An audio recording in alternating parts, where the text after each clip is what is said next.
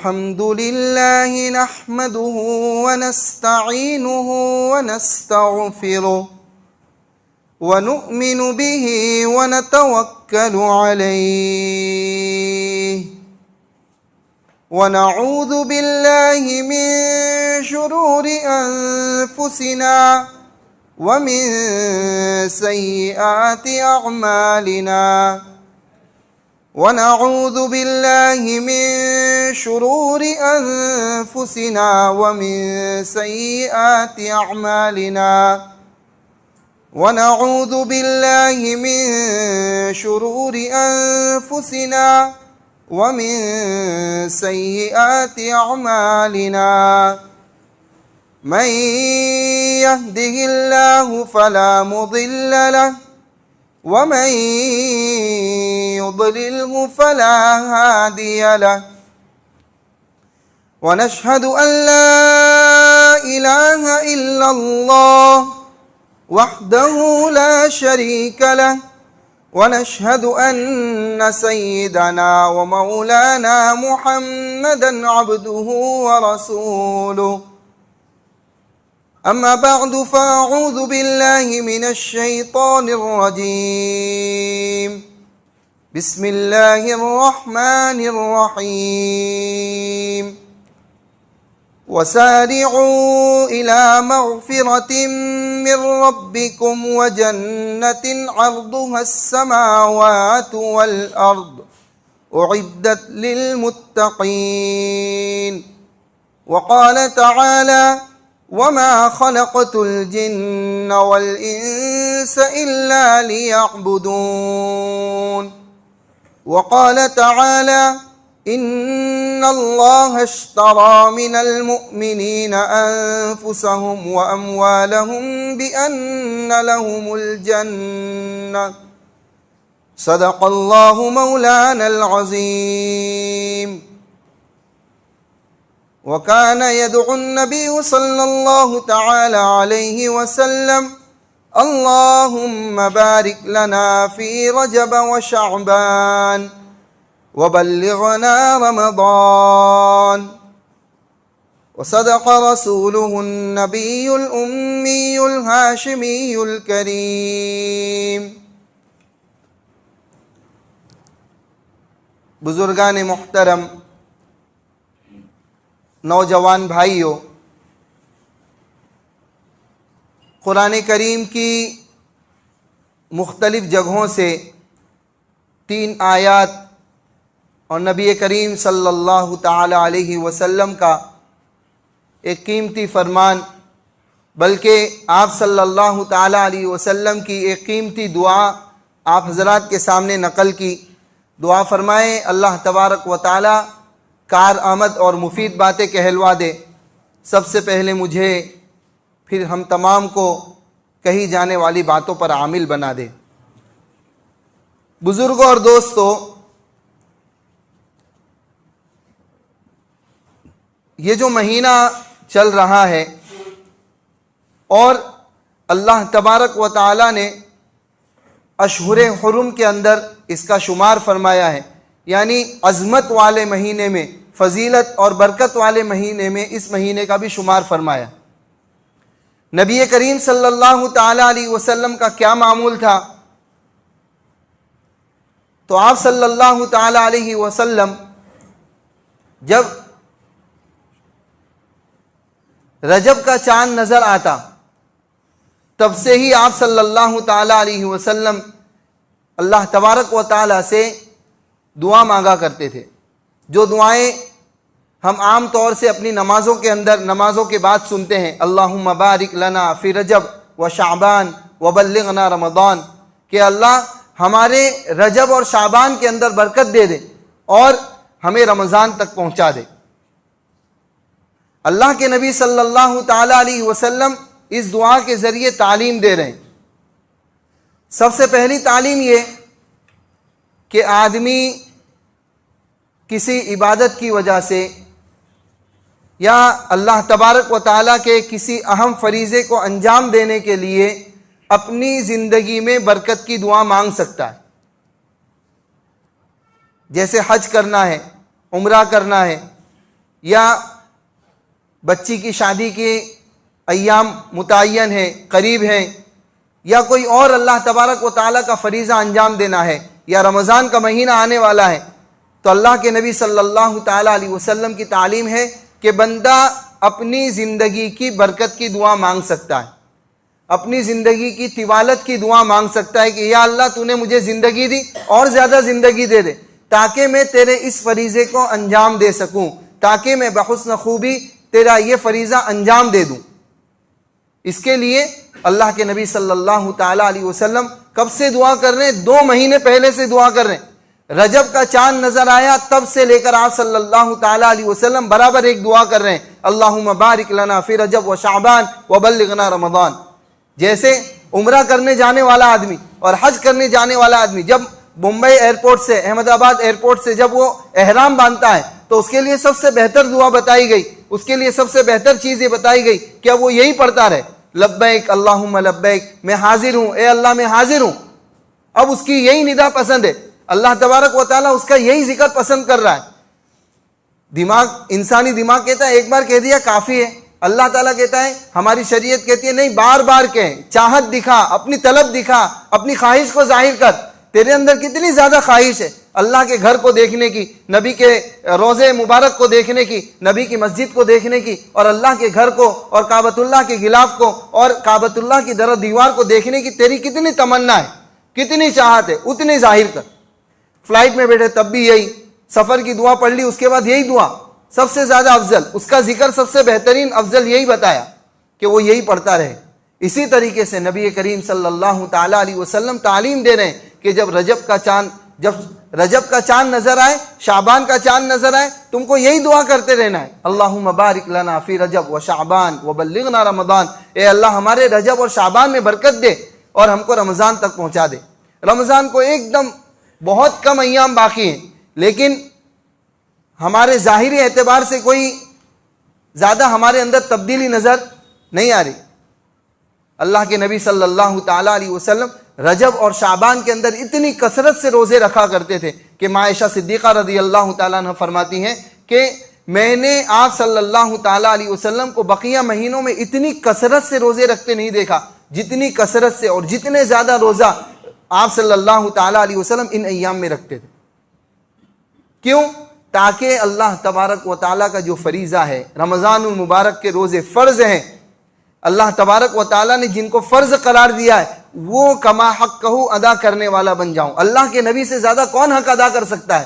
لیکن اس کے باوجود اپنی امت کو تعلیم دینے کے لیے کہ میرے امتیوں سمجھ جاؤ کہ تم کو کتنا سنبھل کے قدم رکھنا ہے، پہلے سے گناہوں کو چھوڑنے کی عادت تمہارے اندر ہونی چاہیے، پہلے سے قرآن کریم کی تلاوت کی کثرت کی عادت تمہارے اندر ہونی چاہیے، اللہ کے ذکر میں مشغول ہونے کا طریقہ تم کو آنا چاہیے، نمازوں کی پابندی تمہارے اندر ہونا چاہیے، گناہوں کو چھوڑنے کی لت، گناہوں کو چھوڑنے کا جذبہ، گناہوں کو چھوڑنے کا عزم اور ارادہ، پختہ ارادہ تمہارے اندر ہونا چاہیے۔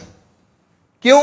اس لیے کہ عام مسئل مشہور ہے اور ہم عام طور سے دیکھتے ہیں، اکثر حضرات گاڑی چلاتے ہیں وہ جانتے ہیں کہ جب ہم کو کسی 4 رستے پر بریک لگانا ہے، کسی منزل پر جا کر گاڑی کو روکنا ہے تو اس سے پہلے ہی ہم اپنے کلچ کو کور کرنے لگ جاتے ہیں، اپنے گیئر کو کم کرنے لگ جاتے ہیں، اپنی گاڑی کی سپیڈ کو 40 کے اندر 20 کے اندر لانا شروع کر دیتے ہیں۔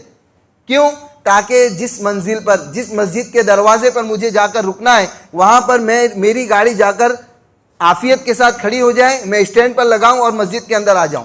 ورنہ اگر آدمی سوچے کہ ارے مسجد کے دروازے پہ تو روکنا ہے، ابھی سے چوتھے گیئر کو کم کرنے کی کیا ضرورت اور پہلے گیئر پر لانے کی کیا ضرورت، تو مسجد کے دروازے تو نہیں آئے گی لیکن اسپتال کے دروازے ضرور پہنچے گی۔ کیوں؟ جب اچانک آدمی بریک مارے گا تو گاڑی ایک طرف، حضرت والا دوسری طرف۔ تو یہی حال ہے ہمارے اعمال کا، اور یہی حال ہے ہماری فطرت کا کہ ہم نے ابھی سے کوئی تیاری نہیں کی۔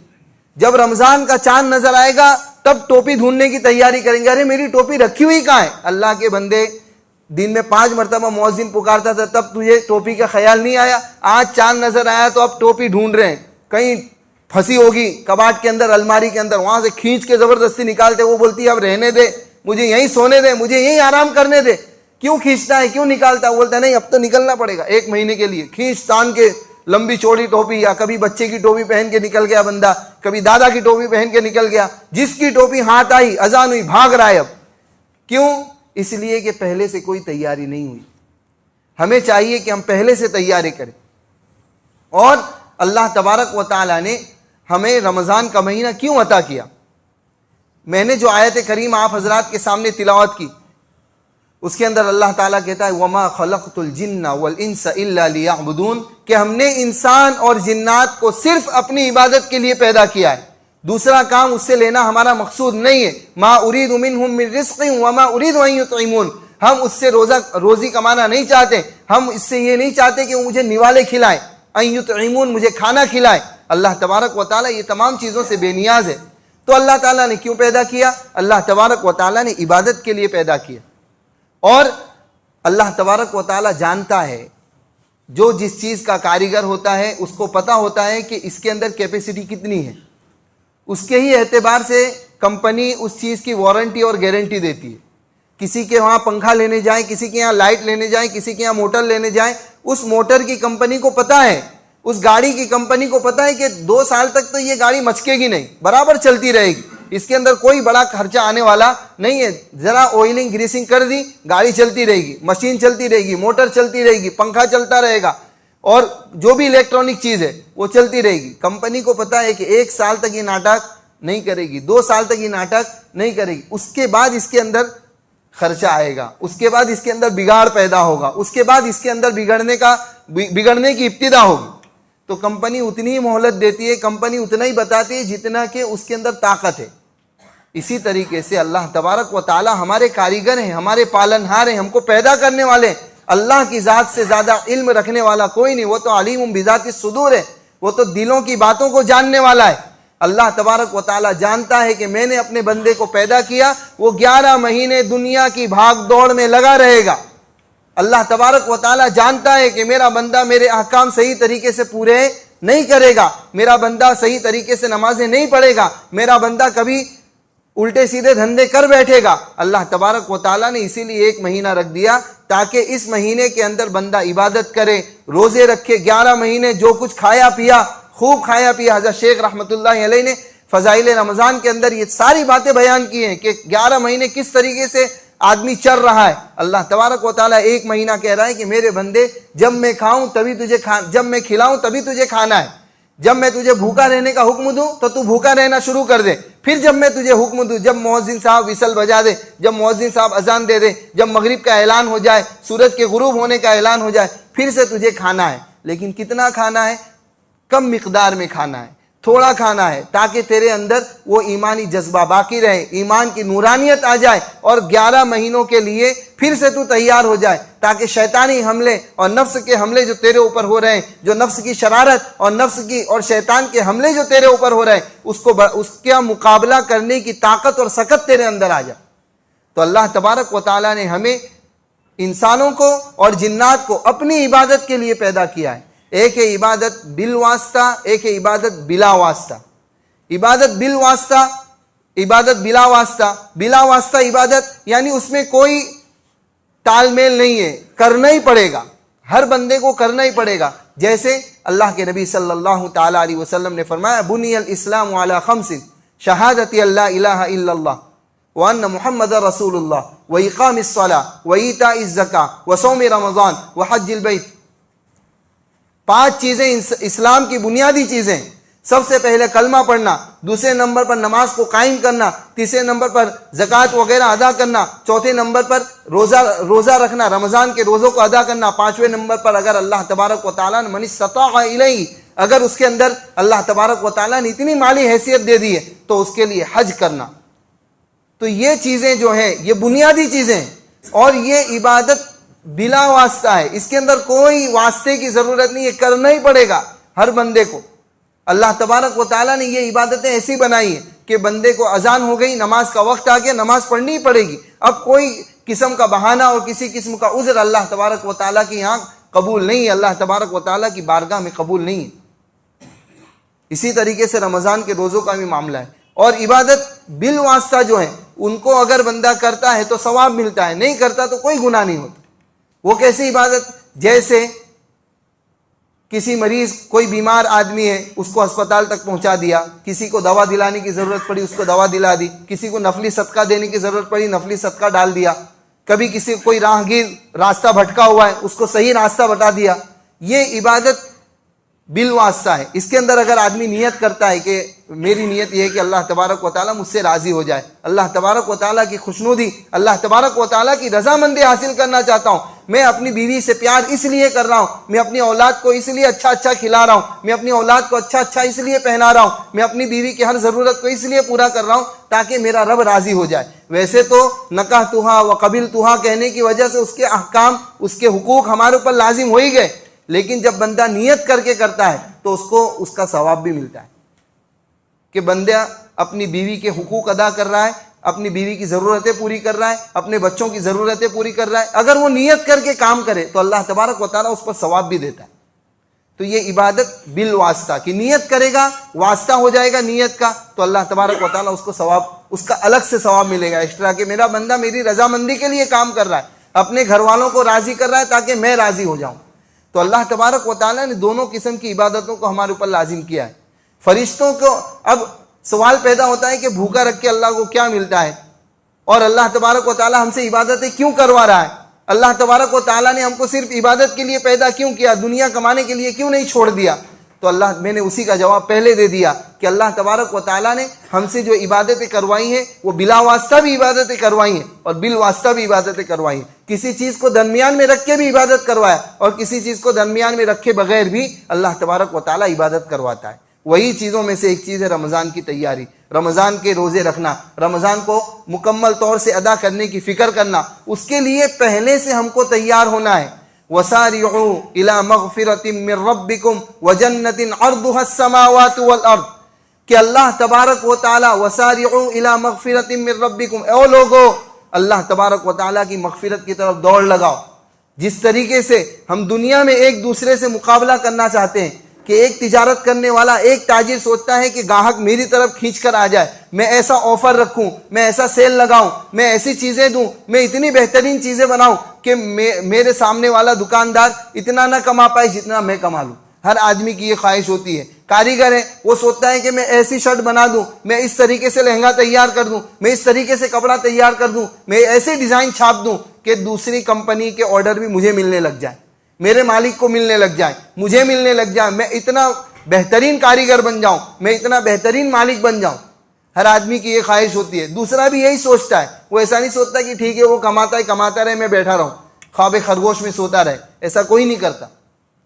تو اللہ تبارک و تعالیٰ کہتا ہے جس طریقے سے دنیا میں تم ایک دوسرے سے آگے بڑھنے کی فکر کر رہے ہو، جس طریقے سے تم دنیا کے معاملے میں اور دنیاوی امور کے اندر اور دنیاوی تجارتوں کے اندر اور دنیاوی کاروبار کے اندر تم ایک دوسرے سے آگے بڑھنے کی فکر کر رہے ہو، ایک دوسرے سے آگے بڑھنے کی فکر میں لگے ہوئے ہو، رات دن یہی فکر کہ میرا کاروبار کیسے چلنے لگ جائے، میری تجارت کیسے ترقی کرنے والی بن جائے، اور میں کس طریقے سے نوکر سے مالک بن جاؤں، اور مالک سوچ رہا ہے میں کس طریقے سے 50 نوکروں کے مقابلے میں 100 نوکروں کا مالک بن جاؤں، 100 والا سوچ رہا ہے میں 500 کا مالک بن جاؤں، ایک کارخانہ آباد ہے میں دوسرے 2-3 کارخانے آباد کر لوں. ہر آدمی کی جس طریقے سے یہ فکر ہوتی ہے، ایسے ہی اللہ تبارک و تعالیٰ کہتا ہے کہ میری مغفرت کی طرف بھی دوڑ لگاؤ، میری مغفرت کے معاملے میں بھی ایک دوسرے سے آگے بڑھنے کی کوشش کرو. وَسَارِعُوا إِلَى مَغْفِرَةٍ مِّن رَّبِّكُمْ اپنے رب کی مغفرت کی طرف دوڑ لگاؤ. وہ بندہ 30 دن میں قرآن ختم کرتا ہے، میں 20 دن کی کوشش کروں. پھر 20 دن پہ آیا تو اپنے دنیا کے معاملے میں اللہ کے نبی صلی اللہ تعالیٰ علیہ وسلم کا فرمان جو ہماری ہر زخم کی دوا ہے کہ دنیا کے معاملے میں اپنے سے نیچے والے کو دیکھو اور دین کے معاملے میں اپنے سے اوپر والے کو دیکھو. ارے میں فرض تو پڑھ لیتا ہوں نا، کافی ہے. نہیں، وہ دوسرا بندہ ہے، وہ سنت غیر موقدہ بھی پڑھ رہا ہے، سنت موقدہ بھی پڑھ رہا ہے، مہینے میں اتنی مرتبہ تہجد بھی پڑھتا ہے، اوابین بھی پڑھ رہا ہے، چاشت بھی پڑھ رہا ہے، طرح طرح کی نفل نمازیں پڑھ رہا ہے، ذکر کر رہا ہے، فکر کر رہا ہے، اللہ کی یاد میں کھویا رہتا ہے، قرآن کریم کی تلاوت کر رہا ہے. ہم نے جتنا کر لیا اتنے میں خوش اور مست ہو جانے کی ضرورت نہیں ہے. اپنے سے آگے بڑھنے والے کی کوشش کرو، اپنے سے آگے بڑھنے والے کو دیکھیں کہ عبادت کے اندر وہ کتنا آگے بڑھ رہا ہے. ابھی سے عادت بنائیں گے تو قرآن کریم بھی بہترین پڑھنے والے بن جائیں گے. ابھی سے قرآن کریم کی عادت بنائیں، ابھی سے ذکر کرنے کی عادت بنائیں، ابھی سے نماز پڑھنے کی عادت بنائیں. کیوں؟ اس لیے کہ جہاں اللہ تبارک و تعالیٰ نے رمضان کے مہینے میں نفل عبادت کرنے پر فرض کا ثواب رکھا ہے، وہیں پر اگر کوئی بندہ اس مہینے میں گناہ کرے تو اللہ تبارک و تعالیٰ کا عذاب بھی اتنا سخت ہو جاتا ہے۔ ایک آدمی مسجد کے باہر گالی دے رہا ہے، ایک آدمی مسجد کے باہر کسی کو دھوکہ دے رہا ہے، ایک آدمی مسجد کے باہر چوری کر رہا ہے، ایک آدمی مسجد کے باہر جھوٹ بول رہا ہے، ایک آدمی مسجد کے باہر کسی سے جھگڑا کر رہا ہے، اس کو گناہ تو ہے، حرام کام تو کر رہا ہے، لیکن وہی کام اگر وہ مسجد کے اندر کرنے لگ جائے تو 4 آدمی اس کو بولنے والے کھڑے ہو جائیں کہ بھائی اللہ کے گھر میں تو دیکھ یار، ذرا تو سمجھ، ذرا تو عقل رکھ کہ اللہ کے گھر میں تو چوری کر رہا ہے، اللہ کے گھر میں تو غیبتیں کر رہا ہے، اللہ کے گھر میں تو موبائل چلا رہا ہے، اللہ کے گھر میں تو گانے سن رہا ہے، اللہ کے گھر میں تو گالیاں دے رہا ہے، اللہ کے گھر میں تو ایسے غلط کام کر رہا ہے۔ دونوں میں فرق ہے کہ نہیں؟ اسی طریقے سے اللہ تبارک و تعالیٰ کا رمضان کا مہینہ اور اللہ تبارک و تعالیٰ کے دیگر مہینوں کے اندر بھی فرق ہے کہ جس طریقے سے نیکیوں کا ثواب بڑھ جاتا ہے، اسی طریقے سے گناہوں کی شدت بھی بڑھ جاتی ہے، گناہوں کی سختی بھی بڑھ جاتی ہے۔ تو اگر ہم ابھی سے عادت بنائیں گے، ابھی سے ہم اپنے گناہوں پر کنٹرول کرنا شروع کریں گے، ابھی سے ہم عبادتوں کے اندر چسکا لگائیں گے، ابھی سے ہم عبادتوں کے اندر آگے بڑھنے کی کوشش کریں گے، تبھی جا کر ہم رمضان کو صحیح طور پر وصول کرنے والے بنیں گے۔ ورنہ ہوتا کیا ہے، عام ماحول پورے سورت کا ماحول اور پوری دنیا کا تقریباً یہی ماحول ہے کہ پہلے دن جب چاند نظر آتا ہے تو ایسا لگتا ہے کہ مسجد اب سڑک تک پہنچانی پڑے گی، اور اوپر مسجد کے ٹرسٹیوں اور متولی حضرات کو فکر ہونے لگتی ہے کہ مسجد کی چھت کو اور بلند کرنا پڑے گا اور منزلیں چڑھانے پڑیں گے، اتنی پبلک، اتنے مسلمان، ہم کو پتہ ہی نہیں تھا کہ اتنے مسلمان ہمارے علاقے میں۔ لیکن جیسے ہی دوسرا روزہ ٹھیک ٹھیک، تیسرا روزہ ٹھیک ٹھیک، چوتھے روزے سے سمٹنا شروع ہو جاتی، اور رمضان کے آخر تک تو ایسا لگتا ہے کہ بھائی امام صاحب حاضر ہے کہ نہیں، مؤذن صاحب حاضر ہے، بس کافی ہے، مسجد کا حق ادا کرنے والے امام اور مؤذن ہم نے جن کو 6-7 ہزار روپے میں متعین کیا ہے وہ حقوق ادا کر رہے ہیں، باقی سب کی چھٹی۔ 27 کے بعد تو رمضان پتہ ہی نہیں چلتا، کیوں؟ اس لیے کہ ہم نے اس کی حقیقت کو نہیں پہچانا۔ اللہ کے نبی صلی اللہ تعالیٰ علیہ وسلم نے اس کی حقیقت کو پہچانا تھا، اسی لیے اللہ کے نبی صلی اللہ تعالیٰ علیہ وسلم 2 مہینے پہلے سے دعا کرتے تھے، جو دعا سے میں نے بات کی ابتدا کی کہ اللہم بارک لنا فی رجب و شعبان وبلغنا رمضان، کہ اللہ ہمارے رجب اور شعبان میں برکت دے، ہم کو رمضان تک پہنچا دے۔ کیوں؟ اس لیے کہ یہ لوٹنے کا مہینہ ہے، کمانے کا مہینہ ہے، ہر چیز کا بھاؤ بڑھا ہوا ہے، ہر چیز کی گاہکی بڑھی ہوئی ہے، اللہ کی رحمت جوش میں ہے، تو اللہ تبارک و تعالی ہمارے دلوں کو نرم کرتا ہے، اللہ تبارک و تعالی عبادت کا ذوق ڈال دیتا ہے، اللہ تبارک و تعالی گناہوں سے نفرت ڈال دیتا ہے۔ اب اس حالت میں بھی گناہ ہوتے ہیں، اس حالت میں بھی بندہ گناہ کرتا ہے کہ یار رمضان ہے تب بھی میں بچ نہیں پاتا، میں گانے سن ہی لیتا ہوں، اور اب تو اسٹیٹس کا زمانہ ہے، اور اب 30 سیکنڈ کا زمانہ ہے۔ ہمارے استاد دامت برکاتہم سے ایک مرتبہ میں نے پوچھا تو انہوں نے بتایا کہ پہلے آدمی کی فطرت یہ تھی کہ آدمی 3 ساڑھے 3 گھنٹے کوئی بھی چیز کر لیتا تھا، یعنی بیان بھی اگر ہے، کسی کا بیان سننا ہے یا کوئی دینی مجلس میں بیٹھا ہوا ہے تو آدمی 3 گھنٹے تک آرام سے سن لیتا تھا، اس کی فطرت بنی ہوئی تھی۔ تو دنیاوی کاروبار والے لوگ، دنیا میں فلمیں بنانے والے لوگ، اور دنیا میں طرح طرح کے ناٹک اور طرح طرح کے سیریل بنانے والے لوگ، وہ بھی 3 ساڑھے 3 گھنٹے کی چیزیں بناتے تھے۔ 3 ساڑھے 3 گھنٹے تک آدمی گناہوں کے اندر ملوث رہتا تھا، اس کو سستی اور اس کو کنٹالا نہیں آتا تھا، اس کو سستی نہیں آتی تھی، اس کو اچھا لگتا تھا۔ 3 گھنٹے 3.5 گھنٹے آدمی یوں ہی ضائع کر رہا ہے، برباد کر رہا ہے گناہ کے اندر۔ پھر دھیرے دھیرے آدمی کی فطرت کم ہوتی گئی، پھر 3 گھنٹے پہ آیا، پھر 2.5 گھنٹے پہ آیا، پھر 2 گھنٹے پہ آیا، پھر 1.5 گھنٹے پہ آیا، تو ادھر سے بھی فلمیں اور دوسرے سیریل سمٹتے گئے، اور یہاں پر بھی بیانات کی ٹائمنگ کم ہوتی گئی، اور اس طریقے سے کرتے کرتے، ورنہ پہلے زمانے کے مقررین حضرات کی ہم کتابیں دیکھتے ہیں اور اس کے اندر وقت وغیرہ لکھا رہتا ہے، تو دوسرے علماء اکرام بھی یہاں موجود ہیں، وہ جانتے ہیں کہ کسی جگہ پر 3 گھنٹے تقریر کی، شاہ عطا اللہ بخاری رحمۃ اللہ علیہ تقریر کرنے بیٹھتے تھے، صبح کر دیتے تھے، پتہ نہیں چلتا تھا، پبلک کو بھی پتہ نہیں چلتا تھا، حضرت کو تو پتہ نہیں چلتا تھا، رات سے بیان شروع کیا، صبح کر دی، 3 گھنٹے 2.5 گھنٹے 4 گھنٹے 5 گھنٹے، اتنے لمبے لمبے بیانات، وہ بھی اس زمانے کے مائک، سوچنے کا مقام ہے، نہ لائٹ کا موسم نہ کوئی چیز، کس طریقے سے اللہ آواز پہنچاتا تھا اور کس طریقے سے مجمع بیٹھتا تھا، اور ایسا بھی نہیں کہ چھوٹا مجمع ہو، 50-60 ہزار لوگوں کا مجمع، اللہ تبارک و تعالیٰ کی ذات، آواز بھی اللہ تعالیٰ پہنچاتا تھا، اور لوگ ایک آدمی بھی مجلس سے اٹھتا نہیں تھا۔ بتانا یہ کہ ایسا نہیں ہے کہ میں اپنے بیان کے لمبے کرنے کے لیے کوئی ماحول گرم کر رہا ہوں. بتانا یہ چاہتا ہوں کہ اتنی لمبی لمبی تقریریں ہوتی تھی, اتنی لمبی لمبی دین کی باتیں ہوتی تھی, آدمی کو سستی نہیں آتی تھی, کام چلتا تھا. پھر اس کے بعد ماحول سمٹتا گیا, آدمی کا ذہن سمٹتا گیا, 1 گھنٹہ ہوا, آدھا گھنٹہ ہوا, وہ چیز مزہ آتی تھی. اب کائے کا موسم آ گیا, اب 30 سیکنڈ کا موسم آ گیا. کوئی بھی بات 30 سیکنڈ کی اچھی لگتی ہے. کسی بھی مولانا صاحب کا بیان ہو, کسی بھی مفتی صاحب کا بیان ہو, آدمی 30 سیکنڈ سنتا ہے, اس کے بعد آگے بڑھایا, لائک کرو, سبسکرائب کرو, فلانا کرو, ٹھکانا کرو, وہ سائڈ پہ رہ گیا. بس آدمی 30 سیکنڈ تک کوئی بھی بات سنتا ہے. گندی چیزیں بھی 30 سیکنڈ تک ہی سنتا ہے, اس سے زیادہ میں اس کو مزہ نہیں آتا. تو یہ چیزیں ایسی ہیں, اس نے ایسا گھر کر لیا ہے, چاہے ہمارے گھر کی مستورات کا معاملہ ہو, چاہے ہمارے نوجوانوں کا معاملہ ہو, چاہے اللہ معاف کرے بوڑھوں کا معاملہ ہو, چاہے بچوں کا معاملہ ہو, ہر آدمی وہ 30 سیکنڈ کے اوپر اپنے آپ کو ڈالے ہوئے. وہ سمجھ رہا ہے کہ میں گناہ کر ہی نہیں رہا ہوں, ارے یہ تو غلط آ گیا, آگے بڑھا دیا. تو وہ کوئی بھی چیز صحیح کے ساتھ ساتھ غلط چیزیں بھی بہت ساری آ جاتی ہیں, اور آدمی اس کے اندر وقت ضائع کر رہا ہے, اس کے اندر وقت برباد کر رہا ہے. عام طور پر مسجدوں کو جہاں تک رمضان کے اندر آباد کرنے کی فکر ہوتی ہے, سب سے زیادہ معاف کرنا, سب سے زیادہ بے حرمتی بھی رمضان کے موسم میں نوجوان کرتے ہیں. سب سے زیادہ بے حرمتی اگر مسجد کی ہوتی ہے تو وہ رمضان کے مہینے میں ہوتی ہے. کیوں؟ تیری میری کرنا, غیبتیں کرنا, گیمیں کھیل رہے ہیں. ہم نے اپنی آنکھوں سے دیکھا ہے, کہیں کا حال نہیں بتا رہا ہوں, کسی کی کہیں لکھی ہوئی بات اور کسی کے کہا ہوا جملہ نہیں کہہ رہا ہوں, اپنی آنکھوں سے دیکھی ہوئی بات بتا رہا ہوں کہ نوجوان مسجدوں کے اندر ٹھنڈک رہتی ہے, ماشاءاللہ اے سی والوں نے اے سی کی چھوٹ دے رکھی ہے. مسجد کے متولیان یہ بات سوچتے ہیں کہ چلو بیچارے رمضان میں دھوپ میں تپے ہوئے آدمی ہیں, مسجد میں آرام کریں گے, اللہ تبارک و تعالیٰ نیکی دے گا. لائٹ بل بھرنے والا لائٹ بل بھر دیتا ہے, کوئی نہ کوئی اللہ کا بندہ تیار ہو جاتا ہے کہ لائٹ بل اے سی کا جتنا آئے گا پورے رمضان کا میں ادا کروں گا. ایسے اللہ کے بندے ہیں, لیکن اس کا ناجائز فائدہ اٹھایا جا رہا. جو کام مسجد کے باہر گناہ والے تھے وہی گناہ والے کام مسجد کے اندر کیے جا رہے ہیں. ایک تو رمضان کا مہینہ, دوسرے اللہ کا گھر, تیسرے اللہ کا پاور استعمال ہو رہا ہے, وقف کا مال استعمال ہو رہا ہے. کہاں پر؟ گیم کھیل رہا ہے, اے سی کے سامنے لیٹ کر گیم کھیلنے کے اندر مشغول ہے. ایئر بڈس کان میں لگا لی, مسجد کے اندر لیٹے ہیں اور اسٹیٹس دیکھے جا رہے ہیں اور 30 سیکنڈ والی چیزیں دیکھی جا رہی.